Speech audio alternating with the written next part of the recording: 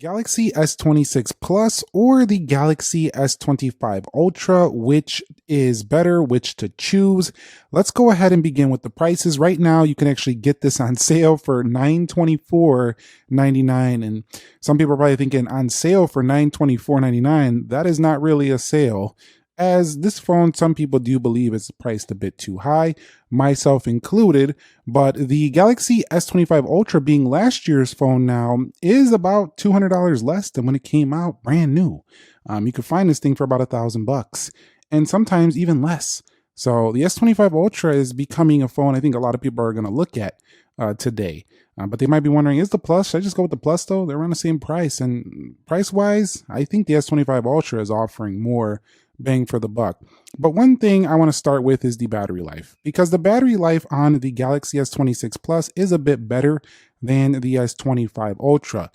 This phone has a 4900 milliamp hour battery, but the phone itself just lasted a little bit longer. I think it's due to the chipset, because the S26 Ultra, this is pretty close to that as well in the actual battery life. But the S26 Plus here and S25 Pluses before, they were always pretty good in battery. So I'd pick this one if that's like your main thing. But this does have a slightly larger, 5,000 on the Galaxy S25 Ultra. But the deal with the Galaxy S25 Ultra is that this phone right here is a little bit more power hungry, I feel like, than that phone. And it wasn't always my favorite when it comes to battery. I would say that both of these are basically like a 1-day phone, but the S26 Plus might go a day and a quarter, maybe a day and a half for some users out there. Both of them do support 45 watts charging, and both of them do have wireless charging as well, but they don't have MagSafe support. So you're just gonna have to use a case with one of those little magnetic things around it so you can go ahead and do your charging and your attachments if you want to do MagSafe style of things on both of these phones. Now, the build and materials, here's where I would just 100% go with the Galaxy S25 Ultra. This phone is actually the Samsung exclusive black color, but man, this thing feels like $1,000,000 in your hand. When you grab this thing, you can feel it cold to the touch. That titanium just feels great. It has a little bit of thickness, so it is a thick boy compared to the S26 Plus, but I just feel the coldness, the sturdiness of the titanium when you pick it up. The materials are just excellent on this S25 Ultra. The deal though with the Galaxy S26 Plus though is that because it's aluminum and thinner, it just feels like a more functional type of phone that you might want to use every single day. It's lighter. It feels pretty cool to the touch in the morning as well. It still feels pretty premium, but it's just a lot more featherweight for its size. So I do like to recommend this one if you are looking for something that's going to just feel lighter weight in your pocket day to day. Both of them do have very flat edges though, so they're pretty easy to grip and not drop too easily. But you can just feel that difference. The S25 Ultra just feels a lot taller than this phone, and it just feels bulkier. So if you're not into a bulkier type of phone, you probably should just go with the S26 Plus. But if you're like, I'm paying $1,000, bro, I want the best feeling phone I can get for the money, S25 Ultra, that's for you for sure. But if you like curved displays of the past, it's not here. These are flat displays 100% on both of these, incredibly flat panels on both of these. So if you just like a pure functional daily driver flat display, you'll be happy either way here. But since we're talking about display, I do want to mention something about both of these. The display tech, while it is pretty close, the S26 Plus actually has higher pixel density, but the display is still better on the Galaxy S25 Ultra because it has anti-reflective properties. So this one just reflects a lot more in the light than this guy right here. So definitely you can see that. And that anti-reflective coating actually, I think, makes it look a little bit better to display as well. You go over here to settings and you'll see both of them do have the QHD plus settings. They can both hit vivid modes, but both of them have about the same brightness levels. But the Galaxy S26 Plus, being around the same price, is a smaller 6.7-inch screen, so you have less space than the 6.9 over here. And while they both have pretty thin bezels, the Galaxy S26 Plus has a bigger punch hole on the display right there. So technically, you just get more screen for pretty much everything for around the same money on S25 Ultra. So I'm picking this one all day. And then on top of that, you don't even have an S Pen on the Plus. So you have S Pen to go ahead and take advantage of this larger screen. So for me, this one for display is the move, I would say. But if you're going to just consume a lot of media and you don't really need S Pen support and you don't really care about anti-reflectivity and you're more on the edge of, I want more of a light phone, I don't think it's that big of a deal. I think a lot of people would still be very happy with this because it's almost the same. I would say it's 95% as good as the S25 Ultra, but that 5% goes to the AR coating being 0.2 inches larger, the smaller punch hole over there. And this doesn't have the privacy display, neither of these, so these are a lot more competitive, I would say, in terms of screen tech. They're a lot closer. One of the things, though, that is noticeable is performance is great on these Samsung phones these days. They're super fast to react. This one is going to look a little bit more reactive in my video because I activated beast mode on that. If you want to see my beast mode video where I discuss how I made this thing feel so fast and snappy, I'll leave that link down below in description. But Galaxy S25 Ultra was already blazing fast and it still feels blazing fast now. There's one area where the Galaxy S26 Plus is definitely going to be the better pick though, and that's in the area of the NPU for the AI, or the neural processing unit. So if we go over here to Galaxy AI, this device right here does give you a little bit better processing when it comes to like photo editing and translations, real-time translations tasks. If you are going to be using audio eraser and now nudge and all this stuff, this is going to be faster to do these tasks. You're probably not going to notice it too much in your day-to-day.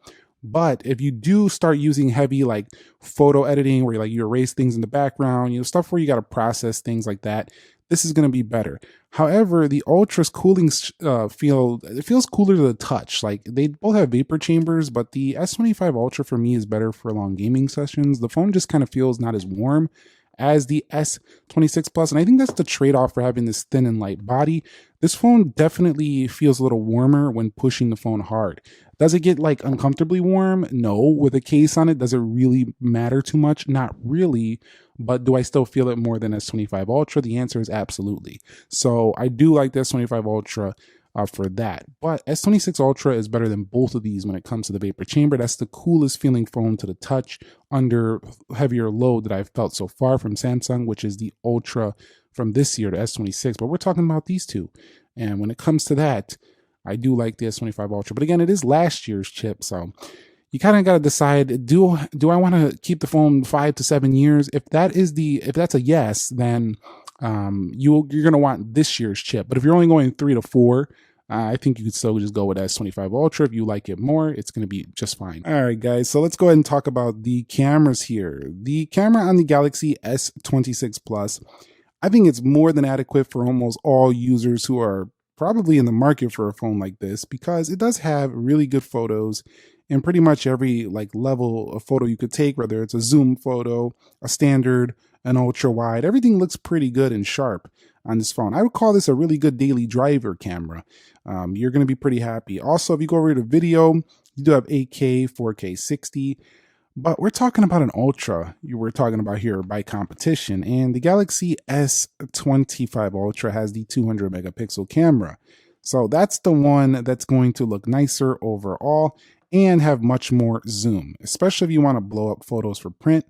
It's going to look a lot better on this phone. So I just feel like I get a lot more versatility with the Ultra, and I'm going to be thinking about that a bit when I'm using my Plus, that I could have just paid for an Ultra and got the zoom, I could have got these really far zoom levels, even on video. Also on photo, you can go like 100 times. Yes, it does start to fall off after 10x, and some of the older phones had better photo quality in terms of the 10x zoom. Some of the older Ultras, I think, had better 10x's, but over here, you can still do quite a bit on it. If we go back to the 12, you can't really zoom in that far on the 200 megapixel, but you can really go to distance. The issue with this phone, though, is I do think that it's being overtaken by some of the current phones with the AI processing, doing a little bit more with zoom.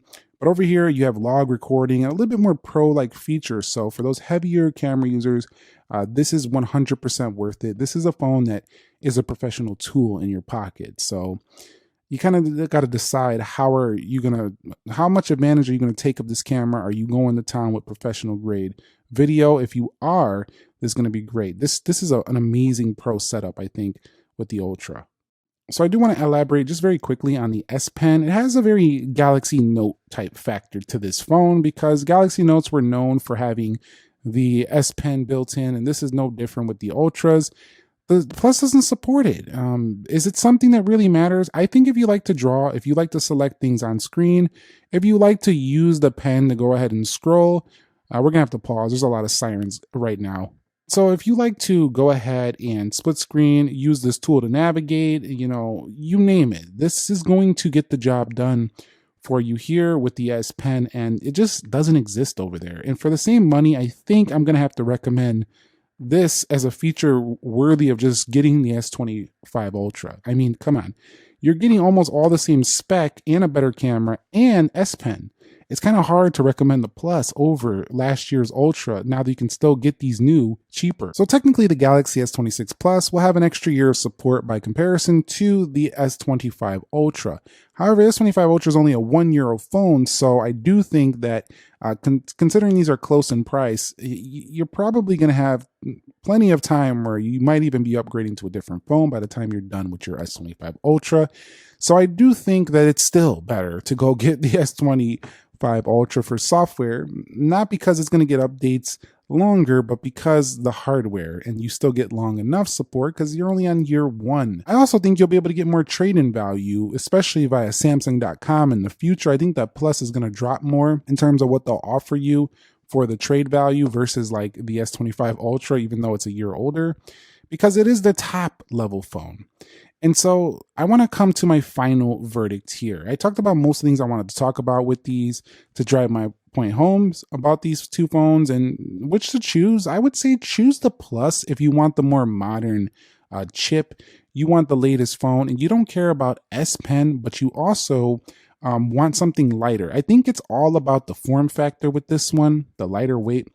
But for some reason, I feel like this middle phone in the lineup always kind of feels like an upsell to the Ultra because a lot of people are just going to think, why don't I just get the Ultra? It kind of feels like an upsell to me. Like it's just there. It exists to go ahead and get you to want to get the Ultra. But I understand that that's not entirely true. This one starts to do well later on after people realize I don't even need the Ultra features. And if you don't, the Plus is going to be better. It does have an extra year of support. Some of the colors people might like more than what I was on the S25 Ultra. But I think for pure money right now, since they're both kind of like the same price, I would go with the Ultra. I think it's better because it has the better camera. It has the bigger battery, even though it's not quite as long. It's pretty close. And it does have, the similar speed and charging, similar performance, even though this is technically more powerful. And it has S Pen. I just think it's a better deal. It's the top flagship, even though it's last year's. But for people who just want the latest, it's not going to cut it. So for those people, the Plus is going to be a great deal as well. It's going to wrap it up for me. If you have any questions, comments, concerns, you're still on the fence, you're like, I still don't know what I want between these two, drop a comment down below. We'll have a chat. People will chat in the community as well, down below in the comments.